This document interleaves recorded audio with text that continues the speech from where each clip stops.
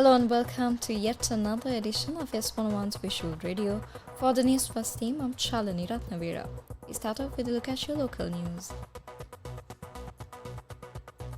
President Anurukumara Dissanayake, in his Vesak message, said that the Vesak full moon poet day, which marks the birth, enlightenment and parinirvana of the Lord Buddha, is a moment to reflect on the Buddha's timeless path of wisdom, compassion and selfless service. He emphasized that the Buddha's teachings are not just spiritual, but offer a roadmap to building a just and equal society. The president urged all citizens to unite in building a nation founded on selflessness and justice, fulfilling the vision of a thriving nation, a beautiful life. He further noted that the Buddha taught a nation prospers when its ruler is righteous. In a world facing growing division and unrest, President Dissanayake called on the people to embrace the four Brahmaviharas.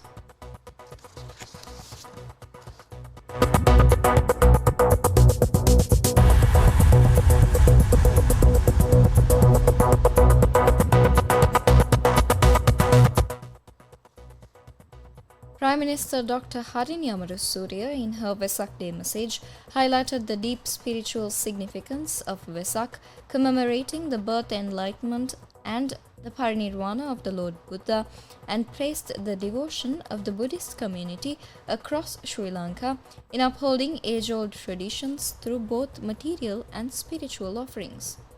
The Prime Minister noted that the teachings of the Buddha have long shaped the moral fabric of Sri Lankan society, and the Vesak serve as a powerful symbol of unity in a country where people of many faiths and ethnicities coexist peacefully. She emphasized that this year's Vesak, the first under the current government, comes at a time when the nation is striving toward meaningful transformation. She called on all citizens to come together in spirit and compassion to heal and rebuild.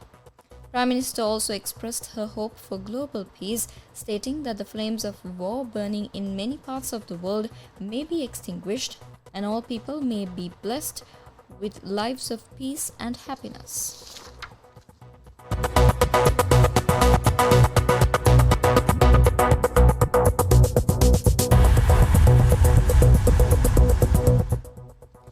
In more local news, the sacred Sarvanya relics and the relics of the Maharahat Theras are scheduled to arrive at the Sirasanamami Sirasa Vesak zone this afternoon. The relics, which were ceremonially brought from the Neligala International Buddhist Center on the 9th of May, are currently enshrined at the historic Kalaniya Rajamahavihara.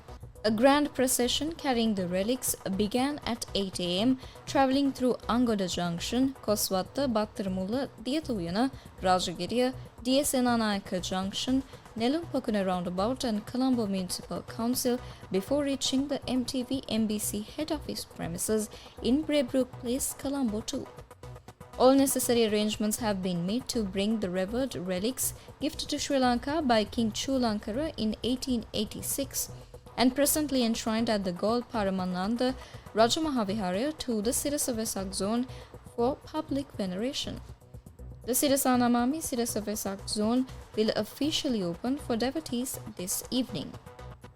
This year's Sirasa Vesak zone will feature a sacred relics pilgrimage, a grand perhara, cultural performances, a pandal, Vesak lanterns, devotional songs and more. Sirasanamami Sirasa Vesak Perhara will take to the streets at 7 p.m. It will commence from the MTV MBC head office along Dawson Street and Park Street, passing the Lipton roundabout near Town Hall, and return to the Vesak zone via Union Place.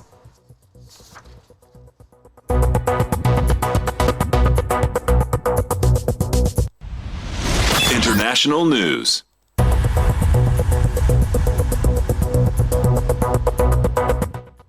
In international news, the Indian military sent a hotline message to Pakistan yesterday about violations of a ceasefire agreed this week and informed it of New Delhi's intent to respond if it was repeated, while the Pakistan military spokesman denied any breaches of the ceasefire. India's Director General of Military Operations was speaking as fragile ceasefire appeared to be holding after both sides blamed the other for initial violations on Saturday night. The truce announced on Saturday followed 4 days of intense fighting between the nuclear-armed neighbors.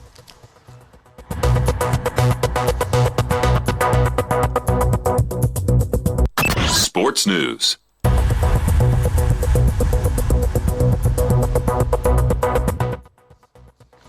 Ruben Amorim has conceded he should step aside as manager if Manchester United take their poor league from form the end of this season into the next campaign.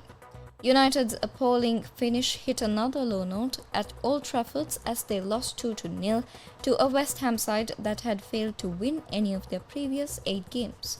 Amorim's side have only beaten relegated duo Ipswich and Leicester in the league since 26th of January and are on their joint worst winless run in the Premier League of 7 games.